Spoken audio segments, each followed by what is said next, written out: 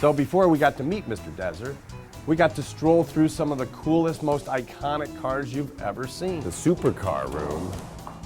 Now, this is a breath of fresh air. So we walk into the supercar room, and it really is a beautiful room. Beautiful white porcelain tile. The whole thing, it just shines when you walk into it. And you got some really cool Aston Martin, a brand new Aston Martin, and a Lamborghini, and a Dodge Viper, and all kinds of Corvettes and all other iconic cars. Duesenberg boat tail roadster tucked over to the side. And that's very impressive. But off to the side is a dark room, and it's the Batcave.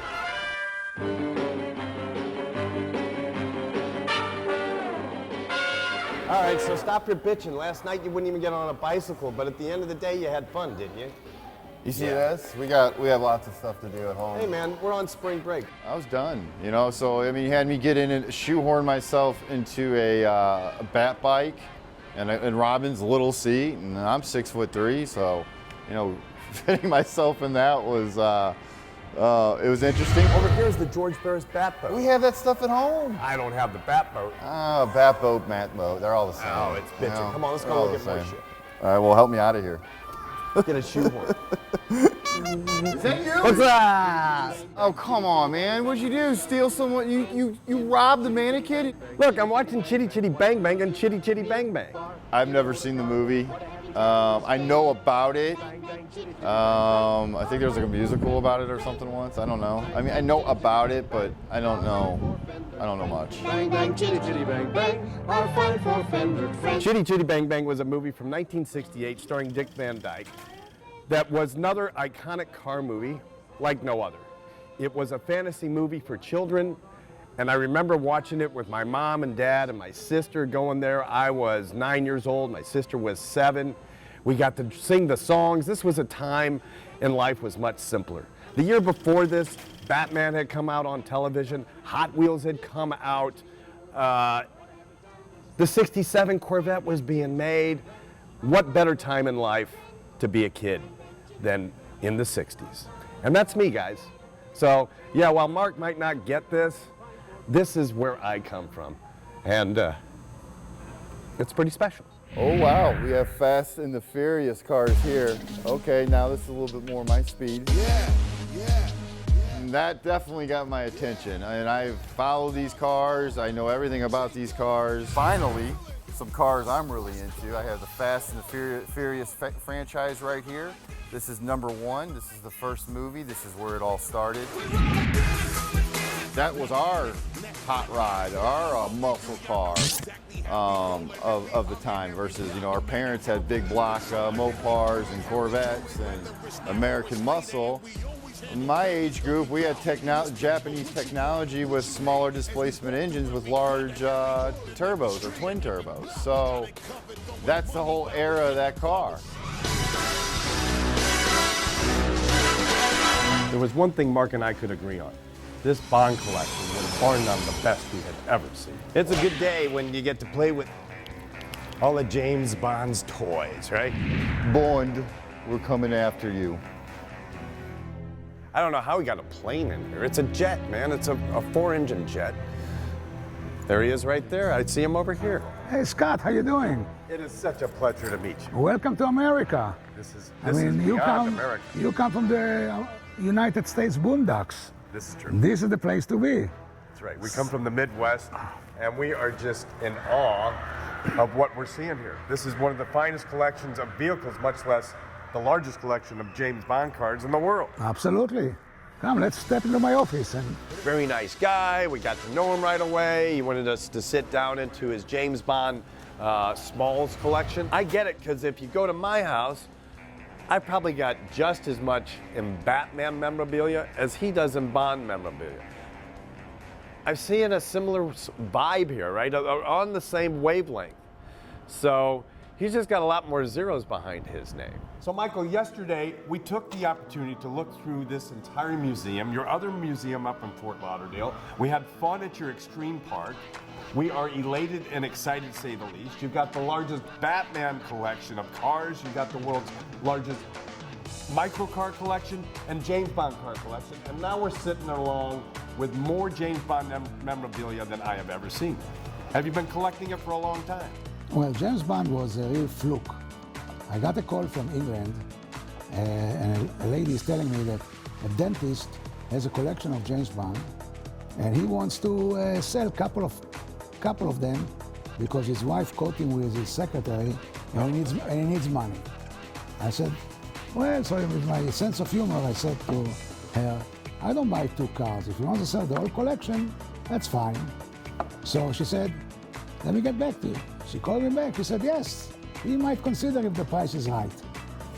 For the whole collection? For the whole collection. Everything we see here? More and more. So, because we have them also in Fort Lauderdale and also in Las Vegas. Right. So, make a long story short, I called my pilot. I said, call my son. He said, we're going to England Sunday night. We landed on Monday. Guy takes me to the museum. It took about an hour and a half.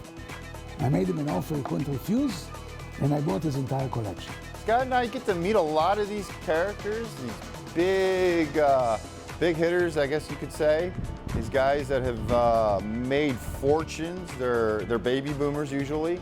Guys in their 50s, 60s, and 70s that, you know, they made their living, they did very well, and they're out there doing what they love, and some of those guys like cars. You came to America when? After the Israeli Yeah, in army? 62 I finished the army in April, and in November 62 I came here. So I live here already, what, about 55 years. And you came into New York? You went to New York? I came to New York to go to school because they didn't accept me in the Hebrew University in Jerusalem. You were too smart. I wasn't then, you know, but thank you. And I went to New York, and I went to night school, and I worked during the day on Madison Avenue. And believe it or not, I wanted to learn how to do television productions and television advertising, because at that time, 62, the television just started. Yes. But one thing led to another, and in 65, I think, or 66, I got married, and then I stayed. I mean, I finished my BBA, my MBA, and I worked on Madison Avenue in marketing and advertising companies, and we made a lot of money, and there was no sense to go back to Israel. So, as you started to make money, I started to buy cars. you started to buy cars because you had a passion for it. So, Yes. were you making the money for? Now, I understand getting married, you have to have money to survive with your family, but slowly you put away money into cars. Yes, my wife, I found a 1950 Plymouth in original condition that I paid the state at that time $3,200 for it. And I lived in a house that had only one parking space.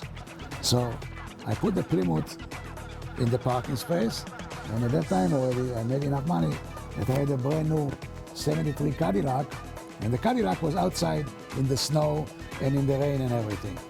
So that's what people made fun of. So in 73, you only had 2 or 3 cars. Yes. But now you have 1,500 cars. 16. 16, excuse me. 1,600. Yes. He's obviously got a lot of knowledge, and he didn't get to where he's at from nothing to something by doing things wrong. So if I can rub elbows with a gentleman like that and get to know him, he gets to know me because I'm a straight, honest shooter, good Midwestern boy, and I think we're seeing eye to eye. It was like talking to my Uncle Leo. Look at this car. This is the DB5. The beauty with this James Bond car, it was the main car in Goldfinger. You'll be using this Aston Martin DB5. How many people get to sit in the DB5 of James Bond? And it's my size. Yes, I was thinking about that. So do you ever get to drive it around? We drove it in the beginning a little bit. Look at this. Q, something's wrong with my Aston Martin. I need to get it fixed. Would you get on it right away? Yeah, I think we all agreed today that we can all say that the James Bond Aston Martin DB5 is one of our favorite cars ever. And why is that? Well, first of all, it's the James Bond car. It's the car. And why is it the car? Because it was one of the first cars where they really put all the gadgets. Open the top and inside are your defense mechanism controls. Smoke screen, oil slick, rear bulletproof screen, and left and right front wing machine gun. This was every child's dream. I had the Corgi car on this. You press a little button on the back, ejector seat and the little guy would pop out, and you replayed that vision over and over in head. But to be here in the presence of the real machine, I've got a Batmobile, and I gotta say, while Batman's pretty cool, James Bond is the real deal. Gotta love him. Michael, thank you. That was a delight. My pleasure. I have to run for my other meeting, but we'll get to see each other later. Absolutely. Can't wait to talk. Great. Thank you. Bye-bye. Ciao. Ciao. So we've seen his prized collection of cars. Now he wants us to check out what he does for a living. Collects real estate like no other.